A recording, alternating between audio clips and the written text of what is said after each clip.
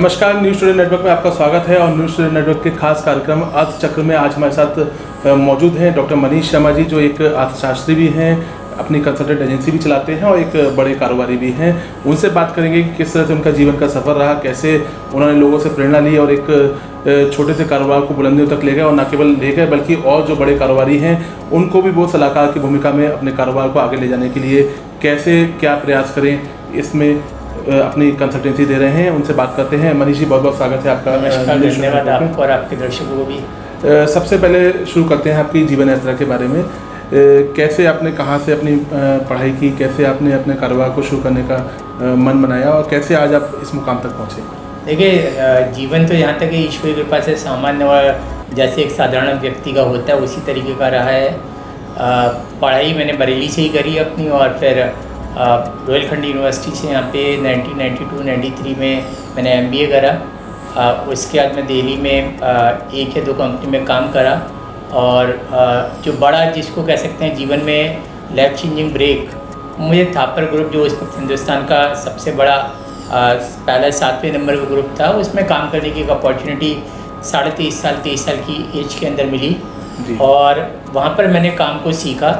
वहाँ कुछ ऐसे लोग ज़रूर थे जिनसे आप जीवन को आप एक थॉट प्रोसेस क्या होता है इंडस्ट्रीज़ का, किस तरह से थ्योरीज़ को एप्लीकेशन में, क्योंकि वो प्रोफेशनली मैनेज कंपनी थी, किस तरह से आप अपनी थ्योरीज़ को प्रैक्टिस में बदल सकते हैं। जो मैनेजमेंट में अपनी थ्योरीज़ पढ़ी थी उनका वास्तविक जीवन में किस तरह से एप्लीकेशन है बिजनेस के अंदर। तो मुझको बहुत जल्दी, मैं भाग्यशाली था कि उस दौरान MBA बहुत कम होते थे, और हमारे जो संदीप थापर जो उस कंपनी के एग्जीक्यूटिव डायरेक्टर थे, मालिकों में से एक थे, उन्होंने बहुत जल्दी जो स्ट्रेटेजिक कोर ग्रुप था जो कंपनी के फर्दर बिजनेसेस को और पॉलिसीज़ को बनाता था, उसके अंदर कहीं ना कहीं एक जो स्थान दिया गया। उनका जो 7 मेंबर्स कोर ग्रुप था उसमें एक स्थान दिया गया, एक जो एक तरीके से बोर्ड की तरह काम करता था। उनकी कुछ कंपनीज थी जिसमें उन्होंने मुझे बोर्ड पर भी रखा, और एक बड़ा स्पेक्ट्रम मेरे को सीखने को मिला कि किस तरीके से कराया जा सकता है। जब वहाँ काम करते हुए समय हुआ तो उस वक्त IIMS की एक स्कीम होती थी, मैं नहीं जानता अभी है या नहीं है। हालांकि आज की डेट में मैं खुद IIM काशीपुर से जुड़ा हुआ हूँ, और उनका foundation of innovation and entrepreneurship development, जहाँ पे हम स्टार्टअप को या बिजनेसेस को कंसल्ट करते हैं, उस पर मेरी जो विशेषज्ञ की भूमिका है, और निरंतर वहाँ पे जुड़ा हुआ हूँ। तो उस वक्त हमें एग्जीक्यूटिव MBA करने का मेरे को उस कंपनी की तरफ से मौका मिला, और फिर मैंने IIM बेंगलोर से वो 1996 के अंदर उस एग्जीक्यूटिव प्रोग्राम को भी पूरा करा।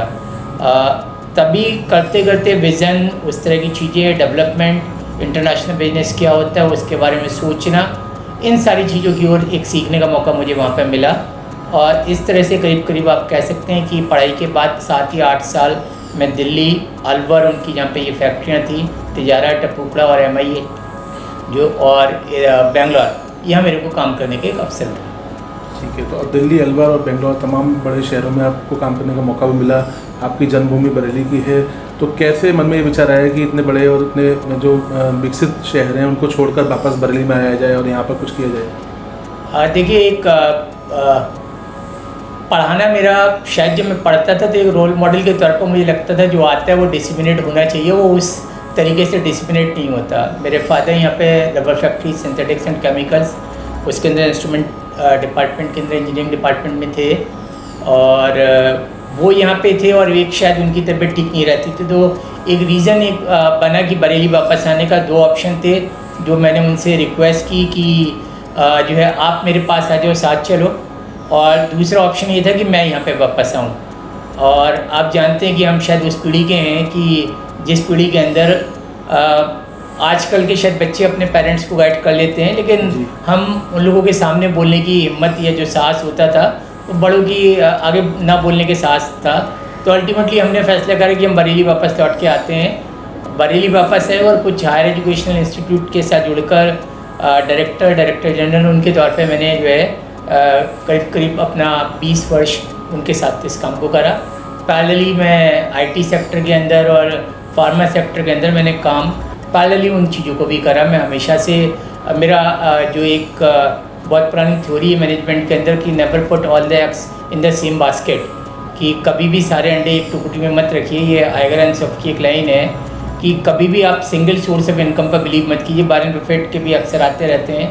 तो एक पैरेलल बिजनेस माइंड हमेशा से था और मैं उसको करता रहा। 2019 में मुझको लगा कि अब समय आ गया है किसी एक जगह बनने की बजाय अपने स्वतंत्र रूप से अपने काम को करा जाए। तो एक निर्णय लिया फरवरी 2019 में कि मैं अपने निश्चित तौर पे मैं जिन संस्थाओं के साथ जुड़ा हूँ, निश्चित तौर पर जुड़ा रहूँगा, उनके काम को देखूँगा।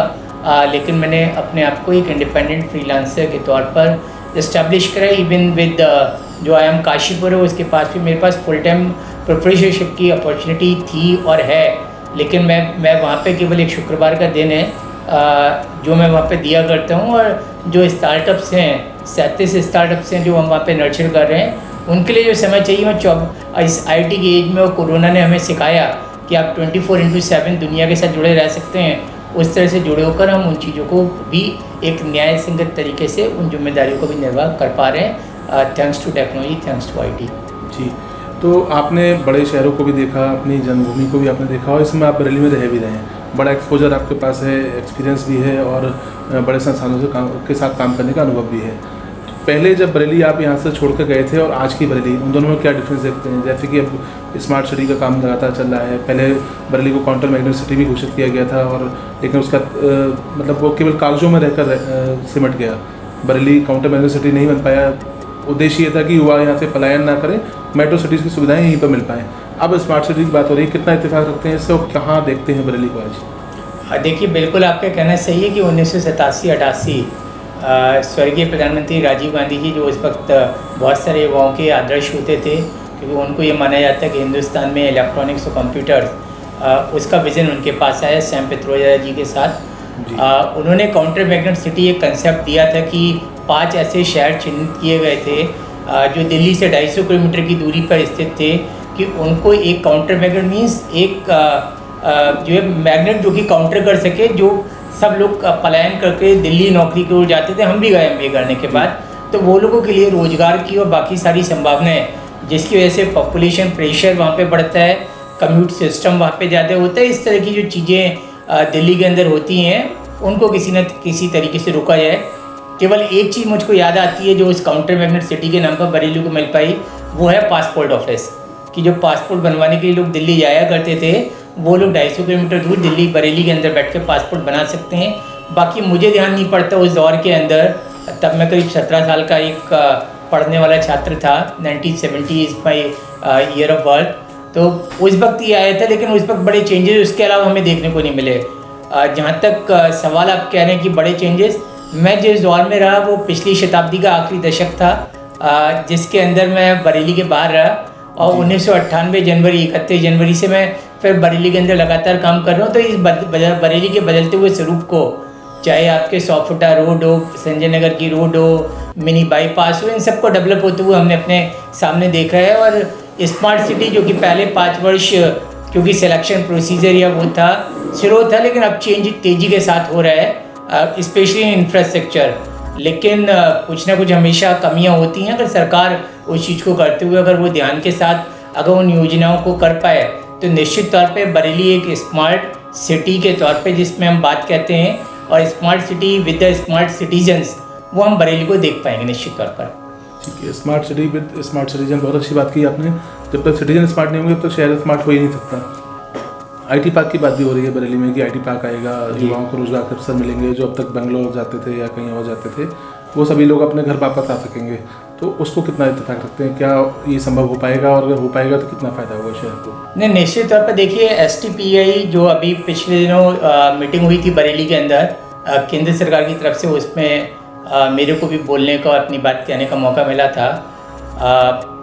हमने भी उनसे वायदे करे करीब 10 स्टार्टअप या कंपनीज़ के ज़रिए जो वो उसकी बिल्डिंग को बना रहे हैं कि कम से कम इतने उद्योग हम उनको देंगे।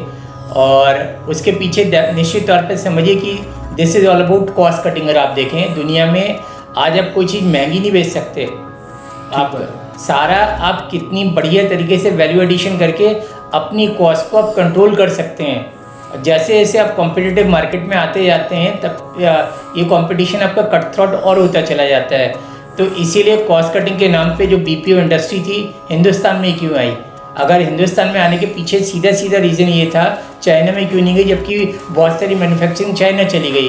कि ये बहुत ख़राब लगता है सुनने में कि जो ब्रिटिशर्स थे उन्होंने हम पे 200 साल तक राज करा, लेकिन साथ ही साथ जो है उसका एक फ़ायदा हमें ये हुआ कि हमारी जो जनरेशन थी वो अंग्रेज़ी बोलना सीख गई जी। और आज क्योंकि हमारी पॉपुलेशन बहुत बड़ी है तो दुनिया में लार्जेस्ट इंग्लिश स्पीकिंग पॉपुलेशन दुनिया में भारत में है। बिल्कुल ठीक है। और उस वजह से जो बीपीओ जो खासतौर से यूरोपियन कंट्रीज से और हिंदुस्तान के अंदर यूएस और जो यूके दोनों टोन में इंग्लिश बोलने वाले लोग मौजूद हैं, वो एक बड़ा रीज़न था हिंदुस्तान में बीपीओ में आया कि उस वक्त जो $8,000 2000 के आसपास जब आपका .com मूवमेंट शुरू हुआ और बस भी शुरू हुआ, दोनों ही काम साथ साथ हुए हैं। 1998 की गूगल जैसी कंपनियां थी, तो उन कंपनियों की जो कॉस्ट जो वहाँ पे थी $4,000 होती थी। अब वो अमेरिका में जाके वहाँ की पॉपुलेशन बढ़ने का मतलब है आपके इंफ्रास्ट्रक्चर पर जोर। अगर बरेली की पॉपुलेशन बढ़ती है तो सड़क पे आपका दबाव बनता है, बिजली जितने प्राकृतिक संसाधन हैं उन सब के ऊपर जोर चाहिए। अमेरिकन कंपनीज ने ये निर्णय लिया सोच समझ के, जो कोरोना के बाद वर्क फ्रॉम होम पे हम लोगों ने बात की कि किस तरह से इस कॉस्ट को कंट्रोल करा जाए। उस कॉस्ट को कंट्रोल करते हुए जो वहाँ पे $8,000 आती थी वो हिंदुस्तान के अंदर उन्होंने पर सीट एक कॉस्ट रखी $4,000। हिंदुस्तान में भी जो पुणे, अब मुंबई, न्यू दिल्ली और न्यू दिल्ली के आसपास का जो NCR, गुड़गांव और नोएडा जिसको हम कहते हैं, वहाँ पे ये कंपनीज आई। वहाँ की कॉस्ट को फर्दर रिड्यूस करने के लिए अगर आप पिछले 10 साल में देखें, इन कंपनीज ने लखनऊ, मोहाली, कोची ऐसे शहरों में अपने आप को शिफ्ट करा। आज की डेट में फिर इस कॉस्ट को फर्दर रिड्यूस करने के लिए इसके दोनों बेनिफिट हैं। एक तरह से रोजगार के बिहाफ पे ये काउंटर मैग्नेट की तरह काम कर रहे हैं, दूसरी तरफ कंपनीज के लिए जो है स्पिन ऑफ इफेक्ट की कॉस्ट कटिंग का काम कर रहे हैं कि उनको सस्ते मजदूर मिल रहे हैं। 63 बन चुके हैं STPI और जहाँ पर भी बने हैं, हालांकि यूपी में अभी लास्ट जो है मेरठ का दिसंबर में शुरू हुआ था, बरेली का बनने में भी करीब 2 से 3 साल लगते हैं। लेकिन निश्चित तौर पे एक बरेली के अंदर बहुत सारे इंजीनियरिंग कॉलेजेस हैं, मैनेजमेंट कॉलेजेस हैं, उनसे पढ़ने वाले युवाओं को हालांकि केंद्र सरकार की मेहरबानी से, राज्य सरकार की मेहरबानी से हमारे पास एयर कनेक्टिविटी भी मिल गई है और उसका बेनिफिट बड़े तौर पे हमें आगे आने वाले 1 दशक के अंदर बरेली की इकोनॉमी को पंख लगते हुए आप देखेंगे। बहुत सारे युवा जिस काम को स्टार्टअप्स को लेकर विदेशों में जाने का सपना तो पूरा नहीं कर पाते थे, लेकिन बेंगलोर या दूसरे शहरों में जाते थे, वो सब बरेली के अंदर उस बिजनेसेस के आने के चांसेस हैं, प्रोवाइडेड जो लगने वाली फैसिलिटी है उसको गाइड करने वाला जो माइंडसेट है वो उस जो फैसिलिटी डेवलप हो रही है उसको सही तरीके के साथ उसका इस्तेमाल कर पाए। कई बार हम बिजनेसेस को सक्सेसफुल होते, हमारे पास सक्सेस स्टोरीज भी हैं, हमारे पास फेल्योर स्टोरी भी हैं। सक्सेस स्टोरीज़ को हम कई बार हाइप क्रिएट कर देते हैं, फेल्योर्स को नहीं जानते हैं। लेकिन अगर कोई मैच्योर गाइडेंस वहाँ पर मिलेगी तो कोई वजह नहीं है कि बरेली के अंदर का जो ये IT पार्क है ये बरेली को एक नए इंडस्ट्रियल हब के तौर पर नहीं डेवलप कर पाएगा। और एक चीज़ मैं यहाँ पे और जोड़ना चाहूँगा कि हम बार बार 5 ट्रिलियन इकोनॉमी की बात करते हैं, और जब 5 ट्रिलियन इकोनॉमी की बात करते हैं तो उसमें हम एक चीज़ पे बार बार हमारे माननीय प्रधानमंत्री जी भी एम्फेसाइज करते हैं कि एक फिक्की के कॉन्फ्रेंस में मैं था, रविशंकर प्रसाद जी ने डिस्क्लोज करा कि गवर्नमेंट के टारगेट, उस वक्त वो IT मिनिस्टर थे पिछले 2019 से पहले वाली सरकार में, कि उन्होंने इस बात पे एम्फेसाइज करा रविशंकर प्रसाद जी ने कि टोटल 5 ट्रिलियन इकोनॉमी में से 20% हिस्सा अकेला IT सेक्टर का होगा। तो जब IT सेक्टर का होने जा रहा है तो इसका मतलब है इकोनॉमी में जो 20% शेयर खेलने जा रहा है, तो इसका मतलब it is going to be one of the largest employer to IT और IT इनेबल्ड सर्विसेज। और वो जो IT इनेबल्ड सर्विसेज हैं उसका उस सेक्टर से जुड़ी हुई कंपनी अगर कोई बरेली के अंदर आ रही है तो मुझे लगता है कि बरेली के विकास पे मैं हमेशा से कहता रहा हूँ कि मैन्युफैक्चरिंग के अंदर बरेली में कोई किसी तरीके से कोई ऑटोमोबाइल इंडस्ट्री आ जाए, वो अपने चारों ओर बहुत सारे बिजनेसेस को लेकर आती है, बहुत सारी एंसिलरीज को लेकर आती है, और जो है एक IT के लिए अगर कोई भी एक TCS, इन्फोसिस या विप्रो इन जैसी कोई भी एक बड़ी कंपनीज में से कोई टेक महिंद्रा जैसी कोई बड़ी कंपनी आ गई तो बरेली के अंदर बदलाव को आप जो है बहुत जल्दी देखेंगे, तेज़ी के साथ देखेंगे। यहाँ के युवाओं का जो भविष्य है वो उज्ज्वल होगा।